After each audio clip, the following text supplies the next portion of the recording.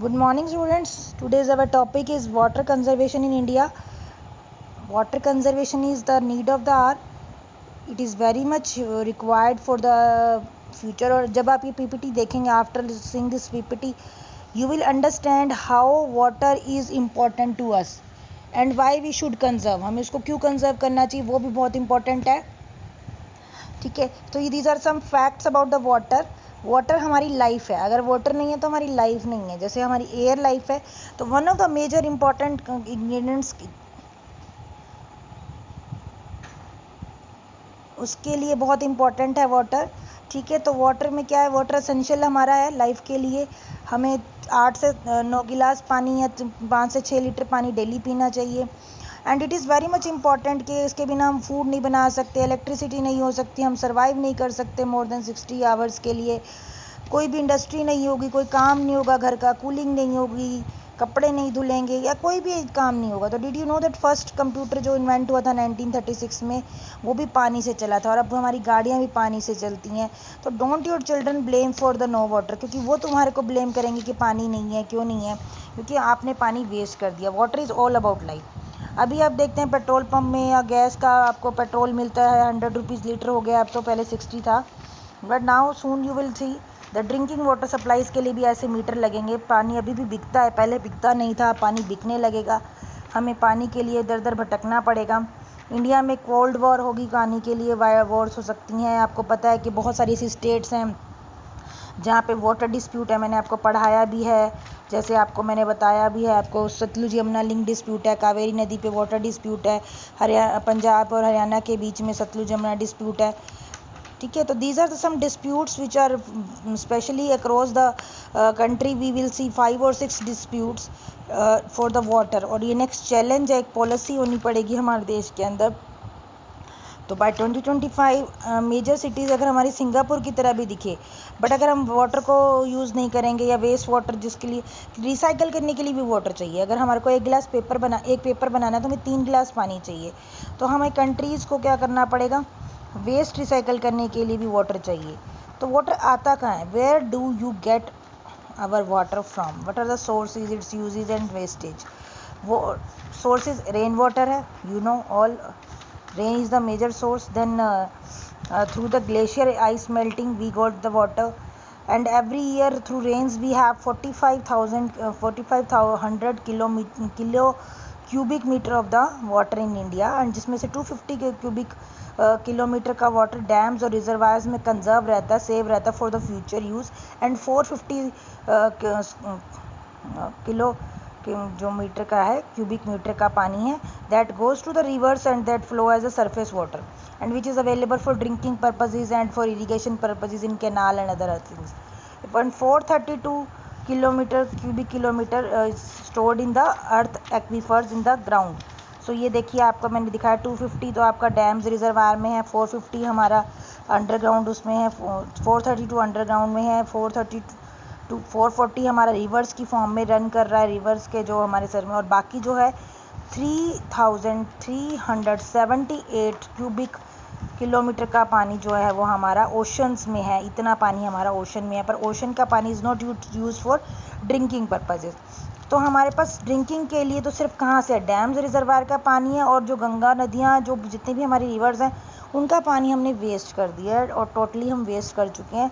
तो total fresh water availability अगर हम टोटल देखें तो that is 1122 cubic kilometre a year, या इट मीन्स 1122 is only.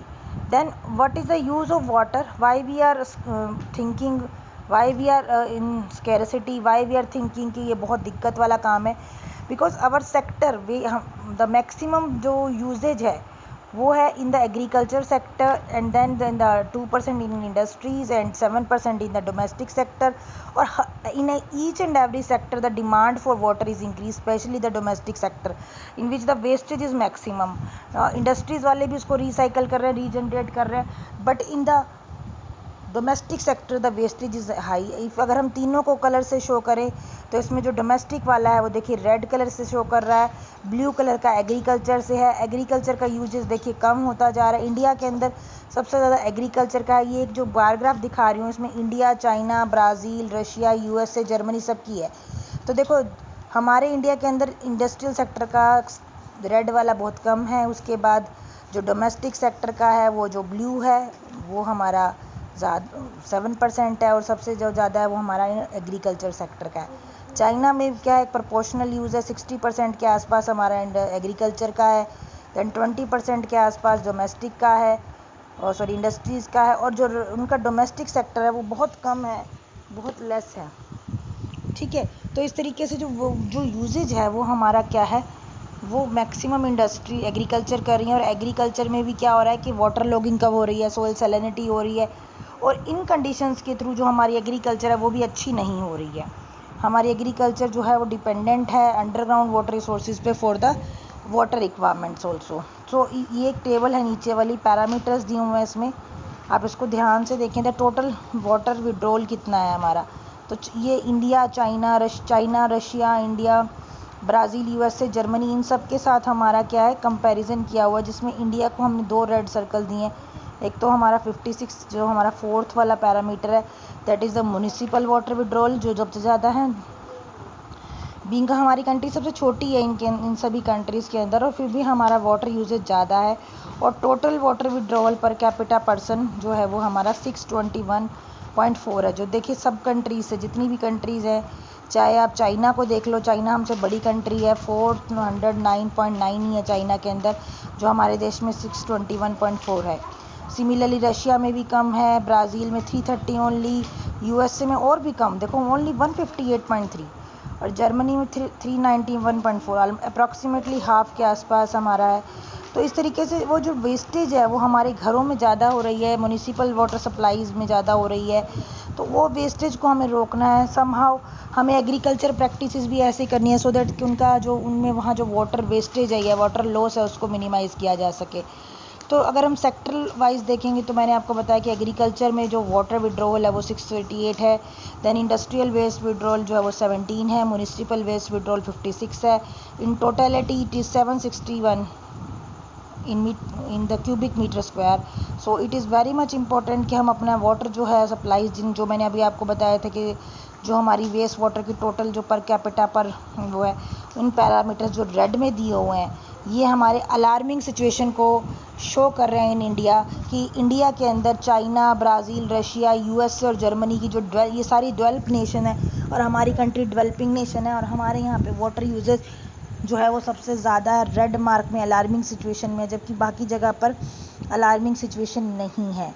तो इट मीन्स कि हमारा वाटर जो है वो हमारा यूटिलाइज जो हो रहा है वो बहुत ज़्यादा हो रहा है पर पर्सन, और उसमें पॉपुलेशन के हिसाब से है बेटा, ये पर कैपिटा टोटल पॉपुलेशन के हिसाब से है। तो हमारे देश के अंदर ये दिक्कत आ सकती है क्योंकि हम मैक्सिमम वाटर को एग्रीकल्चर सेक्टर में यूज़ कर रहे हैं। 35% हायर है, जो वर्ल्ड में किसी भी कंट्री में ऐसा नहीं है कि वहाँ पे एग्रीकल्चर सेक्टर में ज़्यादा यूज़ कर रहे हैं। तो ये बहुत ज़्यादा है। उसके बाद where in the industrial sector बहुत कम है हमारा 2%। तो हमारा पानी का यूज़ जो है वो एफिशिएंट नहीं हो रहा, ना ही हम उसको कंजर्व कर रहे हैं। और किस तरीके से हम कंजर्व करें कि हमारी वेजिटेशन भी अच्छी हो, हमारी एग्रीकल्चर एक्टिविटीज़ भी अच्छी हों, और हमारा वाटर लॉसेज जो है, जो हमारा लॉस है, हम सब उसको कम कर सकें, कंजर्वेशन कर सकें।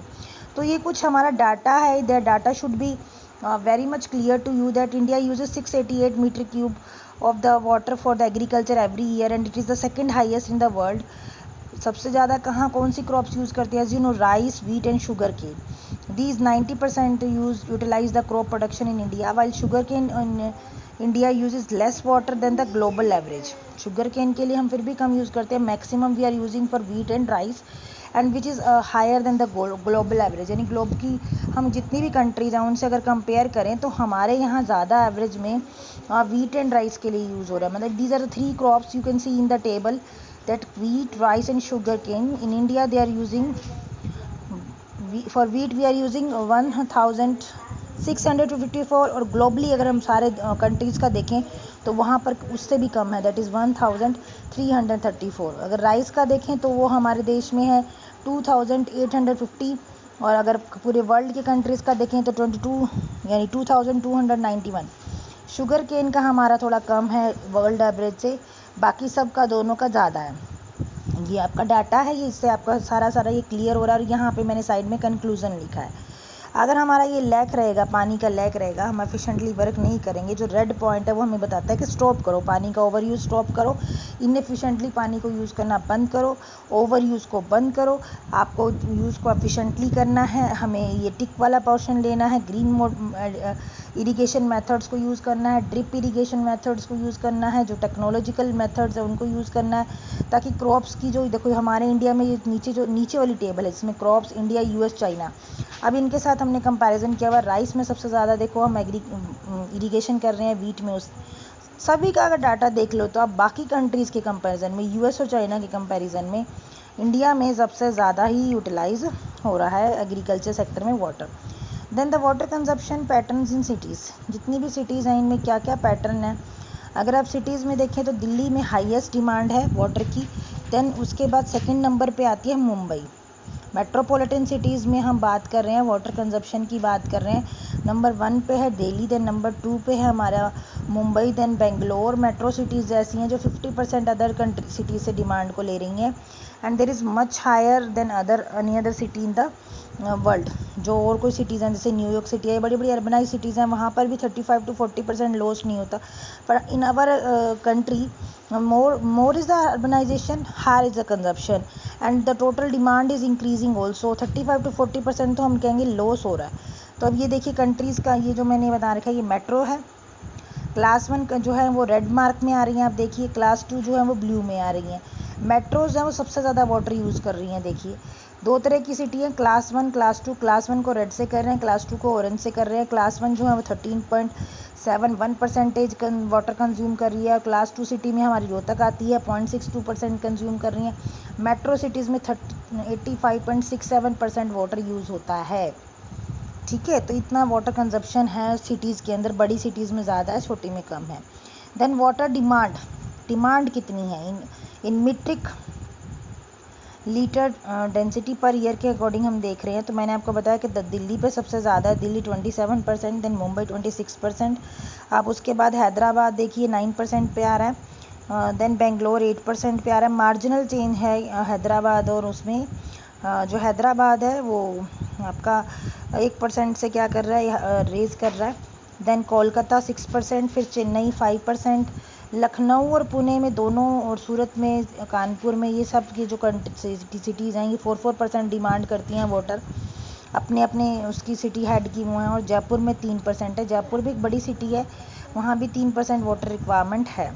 तो इस तरीके से मैंने आपको एक तो ये बताइए, this is the pie chart, जो ये आपको दिख रहा है पाई चार्ट है, और ये आपका क्या है, ये आपका है वाटर डिमांड का जो चार्ट है, ये हमारा बार ग्राफ है। बार ग्राफ से भी आप देख सकते हैं, ये सिटीज़ का कंपैरिजन दिख रहा है आपको कि कहाँ कहाँ किस किस सिटी में कितना कितना वाटर डिमांड है मीट्रिक लीटर टन का।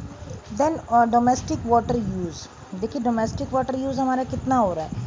मैंने आपको बताया था कि घरों में जो वाटर यूज़ है वो सबसे ज़्यादा हो रहा है हमारे देश के अंदर, तो after agriculture. Okay, agriculture number 1 पे है, नंबर 2 पे domestic sector.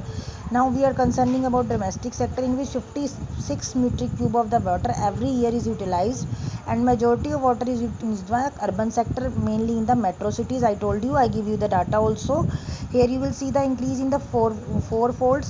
In the next coming 20 years you will see that more is the demand is increasing for the water, and 500 million urban Indians, they are consuming 135 to 196 liters per day. It is the requirement per day, mind it. And 24/7 water supply is limited to just 15 to 20% of the urban population. ऐसा नहीं है कि that we have a water supply, when we open tap we have water. No, 24/7 water supply is only in the 15 to 20% of the urban population. और बाकी जगह पे पानी का टाइमिंग फिक्स है, that 1 or 2 or thrice you will get the fresh water supplies, and domestic water supply is mostly not metered and lumped.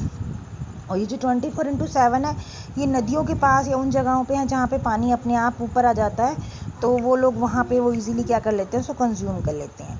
Then domestic water supply is mostly not metered, वहाँ पर ऐसे ही पानी ऊपर आ जाता है level के ऊपर से।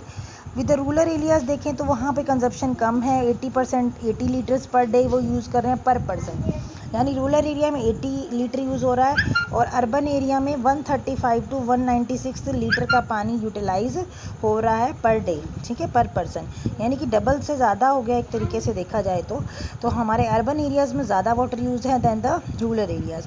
क्या क्या इश्यूज़ हैं हम with the domestic water supply in the major cities? One is the water leakage, जो पाइपलाइंस हैं दैट दे आर लीक्ड, जहाँ से पानी आ रहा है वो फुल प्रेशर से डाल रहे हैं बट इन बिटवीन वो पानी लीक हो जाता है, उसमें प्रॉपर लीकेज है, डिस्ट्रीब्यूशन नहीं है, डैम्स की प्रॉब्लम है, तो अर्बन पॉपुलेशन को वाटर नहीं मिलता। लैक ऑफ मीटरिंग, वहाँ मीटर्स नहीं लगे हुए कई घर के बाहर, तो हमें ये नहीं पता होता कि how much water we have given to them, inequal और वाटर सप्लाई हो रही है रूरल और अर्बन एरिया में। रूरल एरिया में ज़्यादा नहीं होता पानी सप्लाई, अर्बन एरिया में ज़्यादा पानी सप्लाई हो रहा है।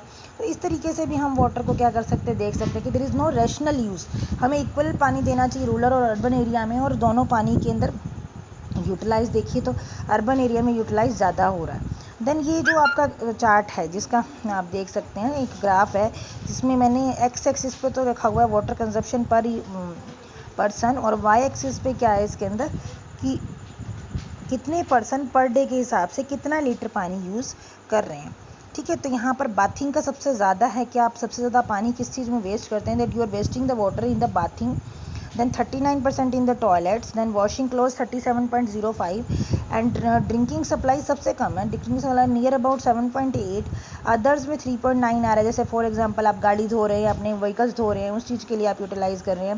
Then cooking 5.85% and other supplies house cleaning like जैसे हम घर को सब साफ कर रहे हैं, या वॉशिंग यूटेंसिल्स में भी हमारा सबसे ज़्यादा यूज़ हो रहा है, वॉशिंग यूटेंसिल्स में 31.2 यूज़ हो रहा है और हाउस क्लीनिंग में 13.05 यूटिलाइज हो रहा है। तो अगर आपसे कोई पूछे कि सबसे ज़्यादा घर में कहाँ यूज़ होता है, तो नंबर 1 इज़ बाथिंग, सबसे ज़्यादा नहाने में यूज़ करते हो आप लोग, वेस्ट करते हो वाटर को। नंबर 2 आप टॉयलेट में, नंबर 3 आपका है कपड़े धोने में, नंबर 4 ये आपको शायद पता नहीं होगा, शॉकिंग होगा, 4 आपका बर्तन धोने का है। इस तरीके से आप याद भी कर सकते हैं, तो आपको याद करने में भी आसानी होगी। तो इस तरीके से आपका डोमेस्टिक यूज़ का आपको पता लग गया। Then reasons for the high water use in India, क्योंकि पानी क्यों ज़्यादा यूज़ हो रहा है हमारे देश के अंदर, उसके कुछ रीज़न है कि एक तो हम टूटी खुली छोड़ देते हैं, लीक करती रहती हैं, हमें लगता है कि पानी तो फ्री है भाई, फ्री जो चीज़ होती है अवेलेबल होती है तो भगवान का गिफ्ट है, उसको वेस्ट करो भाई जितना कर सकते हो। ब्रश कर रहे हैं तो खुला है, टैप वैसे लीक कर रही है तो खुली है, कोई बात नहीं, लोग तो वाटर वेस्ट होता है, लोग अब गर्मियों का मौसम है तो सड़क पे खड़े हो जाएंगे और पाइप लेकर उसको पानी धोते रहेंगे, तो वो पानी बाद में आपको धो देगा, पानी मिलेगा ही नहीं धोने के लिए, पीने के लिए नहीं मिलेगा, हाथ धोने के लिए नहीं मिलेगा। प्राइसिंग नहीं पता ना हमें पानी की कीमत नहीं पता, इसलिए हम उसको वेस्ट करते हैं। अगर पानी की कीमत ज़्यादा लगने लग जाए तो हम उसको वेस्ट नहीं करेंगे, हम सोना चांदी या ऑयल की तरह अगर वो महंगा बिकने लग जाए तो हम उसको वेस्ट नहीं करेंगे। देन ओल्ड पाइपलाइंस जो हैं उनको लीकेज जो होती हैं, जिनमें प्रॉपरली लीकेज है, that we should replace them. Then what should we do, we should have conscious mind, हमें यूज़ करते वक्त that we should have use the rational, कि कल को वो किसी और के काम आना है, हमें प्लांट्स को देना है, हमें यानी बर्ड्स को देना है, we should rationalize use this thing. Then top loading machines में हमें ज़्यादा क्वांटिटी में वाटर यूज़ करना पड़ता है, आरओ में हमारा पानी बहुत वेस्ट होता है, अनऑथराइज्ड कनेक्शंस भी बहुत ज़्यादा होते हैं, हमारी कई जगह पर जो मीटर होता है वो नहीं होता प्रॉपर, वो वर्किंग नहीं होता और रेगुलेटरी अथॉरिटीज़ उस पर काम नहीं करती, तो लोग उसको वो चोरी भी करते हैं, यूज़ भी करते हैं। तो क्या क्या मेथड है फॉर डिक्रीजिंग वाटर यूज़ हमारे, वो मैं इसमें डिस्कस कर रही हूँ स्लाइड में। Then first of all we should know कि कहाँ कहाँ पे हमारे सिस्टम होने चाहिए।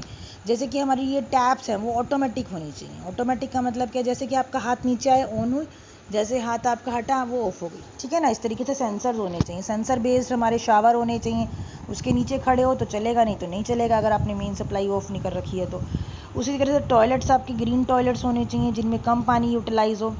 आपको फ्रंट लोडिंग यूज़ करनी है, आगे वाली मशीन यूज़ करनी है, वो कम पानी लेती है, जबकि आप अगर टॉप लोडिंग लेते हैं तो वो ज़्यादा पानी यूज़ करती है। डिश वॉशर्स हैं वो हमारे पानी कम लेते हैं, ठीक है, उनमें एक बार आप धो के रखोगे थोड़े से पानी से तो उसके बाद वो कम वाटर लेते हैं। जो हमारा घर में हम बर्तन धोने का पानी यूज़ करते हैं उससे कम पानी लेते हैं। Then water metering should be there, हमें जितने भी अप्लाइंसेस यूज़ करने चाहिए वो क्या करने चाहिए, 5 star rating appliances, energy appliances use करने चाहिए, वाटर रेटिंग के अकॉर्डिंग यूज़ करने चाहिए, बकेट्स में पानी को यूज़ करना चाहिए, टैप वाटर से नहाना चाहिए, तो हमें बकेट्स में नहाना चाहिए, हमें शावर से नहीं नहाना चाहिए, रेन वाटर हार्वेस्टिंग यूज़ करनी चाहिए, वाटर को रिसाइकल करना चाहिए, रीयूज़ करना चाहिए। आपका आरओ का waste water that you should use for planting the water और cleaning the house, bathing the house, तो आपको वाटर यूज़ करना है। उसके बाद जो पानी बच रहा है, वेस्ट हो रहा है, उसको रिसाइकल करो, उसको रीयूज़ करो। देन इस तरीके से अगर आप एक वो बनाएंगे, तो आप चार्ट बनाएंगे अपने घर में, तो आप देखेंगे आप पानी के यूज़ को कम कर रहे हैं। क्या क्या टिप्स इसमें हैं हमारे, क्या हम यूज़ करते वक्त कहाँ पानी को यूज़ कर सकते हैं। टॉयलेट में हम जो हैं टिप्स मैं आपको दे रही हूँ कि जो हमारा नॉर्मल टॉयलेट होता है उसमें 22.8 लीटर पर फ्लश पानी यूज़ होता है। अगर आप उसको न्यू सिस्टम की टॉयलेट से करेंगे तो वहाँ सिर्फ 5 लीटर वाटर यूज़ होता है। देन शॉवर यूज़ कर रहे हैं तो आप 14 लीटर वाटर यूज़ कर रहे हैं फालतू, और अगर 8.7 आपका क्या हो गया, अगर आप उसमें सेंसर वाला शॉवर यूज़ कर रहे हैं तो वो कम आपका वाटर यूज़ करेगा। टैप को बंद करके आप अपना ब्रश वगैरह करेंगे तो वहाँ पर भी आप 19 से 5.7 पे पानी को कम करेंगे। अगर आप गाड़ी को धोने के लिए कोई पाइपलाइन का यूज़ ना करके उसको बकेट से धोएंगे तो आप 20 लीटर मतलब 80 लीटर वाटर बचा सकते हैं। वॉशिंग के लिए भी अगर आप हाथ से धोएंगे तो भी आप पानी बचा सकते हैं मशीन के कंपैरिजन में। इस तरीके से आप घर में अलग अलग जगह पे लीक प्रूफिंग करें ताकि आपकी लीकेज ना हो टैप्स में, टॉयलेट्स में, टॉयलेट के अंदर कोई टूटी बंद वो लीक नहीं होनी चाहिए, वाटर वेस्टेज नहीं होनी चाहिए वहाँ पर। शावर की जगह बकेट से नहाएं। जो मैं छोटी छोटी बातें बता रही हूँ वो आपके लिए हैं। गार्डनिंग के लिए वो पाइप लगा दें, जो पानी आपका आरओ में आ रहा है या जो पानी आपका वो हो रहा है उसको आप गार्डनिंग करें, रेन वाटर हार्वेस्टिंग करें, पूल्स में ना नहाएं, एक छोटे से बकेट से या उसी से आप अपना वो करें, गार्डनिंग में इसको यूज़ करें या धोने में यूज़ करें। वेस्ट वाटर को नाद को गार्डन में डाल दें। इस तरीके से हम छोटे छोटे काम कर सकते हैं जिससे हम अपना वेस्ट वाटर को होने से बचा सकते हैं। तो छोटे छोटे टिप्स थे आपके, ठीक है। अगर आप मशीन यूज़ करते हैं तो फुल लोड पे यूज़ करें, टर्न ऑफ करें वाटर जब हम ब्रश करते हैं उसके बंद करें। टैप को हर वक्त क्लोज़ करना है, आपको रिसाइकल करना है, छोटे छोटे शावर लेने हैं और टैप को बंद कर देना है। इंक्रीज़ वाटर सोर्स करें हम, जैसे रेन वाटर हार्वेस्टिंग के थ्रू, या आपको मैंने कल जो बताया था कि आप माउंटेन्स में जो वाटर हार्वेस्टिंग करें उसके थ्रू भी आप मिनिमाइज़ कर सकते हैं यूज़ को। तो इस तरीके से कैचमेंट एरिया में वाटर स्टोर कर सकते हैं। देन इंडस्ट्रीज़ में भी वाटर जो बहुत यूटिलाइज़ होता है 15 मीट्रिक क्यूब होता है। मैंने आपको एक कंपैरिजन बता दिया सबसे ज़्यादा आपका कहाँ यूज़ हो रहा है। सबसे ज़्यादा आपका एग्रीकल्चर में 681 हो रहा है। दैन उसके बाद आपका 56 आपका डोमेस्टिक सेक्टर इंडस्ट्रियल सिर्फ आपका 15 मीट्रिक क्यूब ही ले रहा है पर ईयर, और इसमें इतनी आउटपुट है इंडस्ट्रीज़ में कि वो आपके इतने US बिलियन डॉलर का आपको बिजनेस दे रहा है। तो लोवेस्ट वाटर यूज़ है हमारा इंडिया के अंदर इंडस्ट्रियल सेक्टर में, और इसको भी हम कम बढ़ा सकते हैं। Will increase from 17 metric cube to 68 in order to keep our pace of economic growth 7% per annum. तो इस तरीके से हम अपनी इकोनॉमिक ग्रोथ को बढ़ा सकते हैं अगर अपने यूज़ को बढ़ा दें इंडस्ट्रियल सेक्टर के अंदर। And if we efficiently use the water in the industries, तो उसकी वजह से भी क्या होगा, हमारी वाटर सप्लाईज जो है वो हमारी हिंडर भी नहीं होंगी, और इंडस्ट्रीज़ अपने आप अपना वेस्ट वाटर को क्या करेंगी, दोबारा रीयूज़ करेंगी और एक्चुअल कंजप्शन से ज़्यादा यूज़ नहीं कर पाएंगी। तो अर्जेंटीना है, ब्राज़ील है, इंडिया है, Korea, Norway, Sweden, Thailand and United kingdom, in countries का हमने क्या किया, इंडस्ट्रियल वेस्ट वाटर का हमने क्या किया, सर्वे किया। तो इन सर्वे के अकॉर्डिंग आपका ये हमने मतलब ये एक मैंने लिया है, सर्वे लिया है, डाउन टू अर्थ एक मैगजीन आती है उसके थ्रू, वहाँ से हमें पब्लिश से मिला है। उसमें ये बता रहे हैं कि इंडिया जो है वहाँ पे सबसे ज़्यादा वेस्ट वाटर कर रही है 15, देखिए सबसे, और किसी कंट्री में है नहीं है इतना। अर्जेंटीना में 2.6, ब्राज़ील में 9.9, इंडिया में 15 है, देखो सबसे ज़्यादा। और इंडिया में इतनी प्रोडक्टिविटी भी नहीं है। प्रोडक्टिविटी के मुकाबले में तो देखिए ब्राज़ील सबसे ज़्यादा, कोरिया है, और ये हमारा यूनाइटेड किंगडम है, इनमें प्रोडक्टिविटी ज़्यादा है। तो प्रोडक्टिविटी का मतलब है कि भी उसी चीज़ का बन क्या रहा है ना, आउटपुट क्या आ रही है। तो आउटपुट के हिसाब से तो हमारा देश पानी ज़्यादा यूज़ कर रहा है। और उसकी कोई फ़ायदा नहीं हो रहा। इंडस्ट्रियल सेक्टर में नीचे आ जाए, कहाँ कहाँ कौन कौन सी इंडस्ट्रीज़।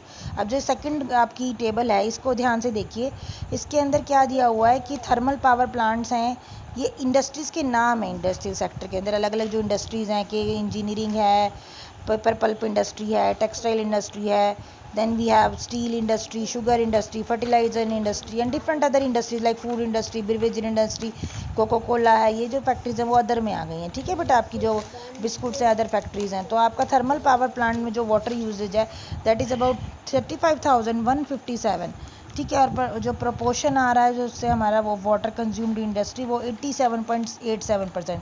इट मीन्स मैक्सिमम हमारा कौन सा यूज़ कर रहा है, थर्मल पावर प्लांट हमारे यूज़ कर रहे हैं।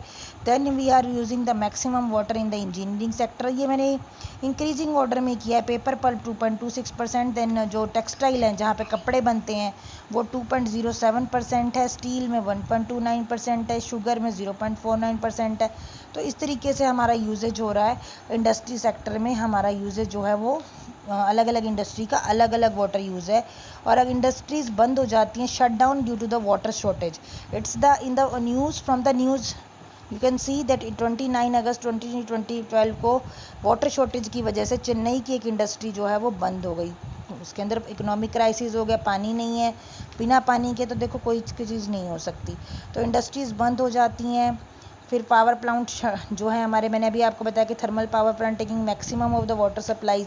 तो ये ब्रेकिंग न्यूज़ में भी था कि that water shortage forces NTPC to stop the Farakka dam. Farakka dam से फरक्का इंडस्ट्रीज से 16 मेगावाट की जो electricity 1600 megawatt electricity is produce. So because of shortage of water and 5 जो यूनिट्स थी वो बंद करनी पड़ी, स्टेज 1 और 2 की।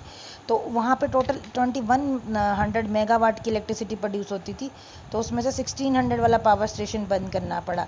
तो प्राइसेस जो बढ़ जाएंगी, देखो आप अगर उनको बंद करना पड़ेगा तो एक ही यूनिट चलेगा, तो उसमें बहुत दिक्कत होती है। उसी तरह से विजाज जो है स्टील प्लांट है, वहाँ वाटर क्राइसिस हुआ। वाटर क्राइसिस मतलब उनको पानी नहीं मिल रहा। वो आंध्र प्रदेश में रहते हैं, तो आंध्र प्रदेश में भी आपको पता है सूखा पड़ता रहता है। तो RINL ने वाटर नहीं दिया, तो वाटर असिस्टेंट की एब्सेंस में वहाँ पर भी corporation of Visakhapatnam steel power plant does not give the water and due to water crisis जो वहाँ के CEMO हैं उन्होंने कहा कि हमें ये बंद करनी पड़ रही है, यहाँ भी क्राइसिस है अगर हमें वाटर नहीं मिलेगा।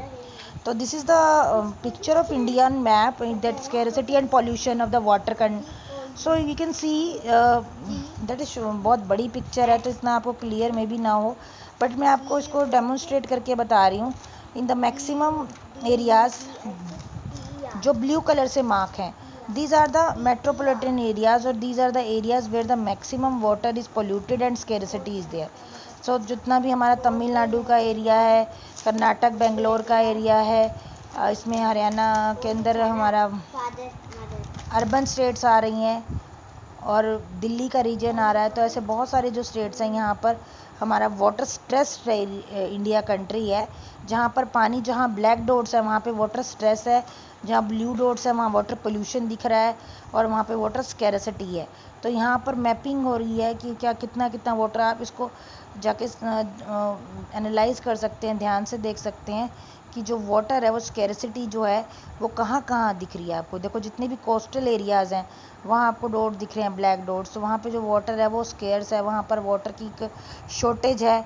और बाकी जो जगह है जहाँ पे ब्लू एरिया दिख रहा है वहाँ water is present but water is not good, that is not fit for drinking purposes and that is not utilized for the agricultural activities.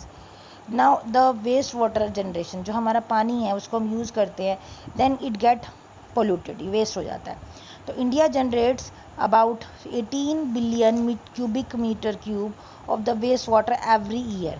Not only waste water from domestic sector, industry sector also produce only 30-7% of the sewage treatment plant is done.